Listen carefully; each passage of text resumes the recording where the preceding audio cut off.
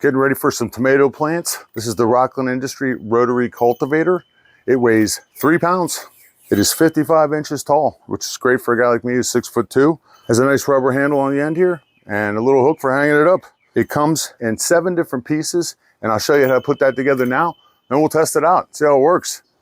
No tools required. 7 pieces. It came all wrapped in bubble wrap.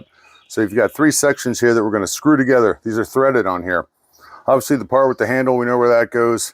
This is the middle section, and this is the section that screws onto this piece right here, which it has a hole on it. You use thumb screws on here on everything.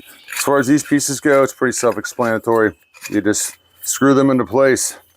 The design of this is very similar to the garden weasel, with one exception that I really like. On the garden weasel, this piece is plastic, this piece is metal. And next up, we have these 3 pieces right here, which are identical. You can put them anywhere you want. You can use one on either end. You could use all 3 of them at the same time if you like, but very simple. You just pull this thumb screw back until it's flush here. Doesn't matter which way you stick it in. Stick it in there, screw it tight, you're good to go. Not bad. Cut through there pretty good.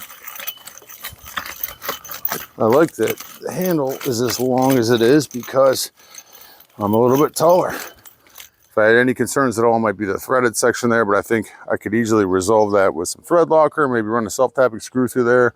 Easy enough. But there it is, the Rocklin rotary cultivator, and my dog.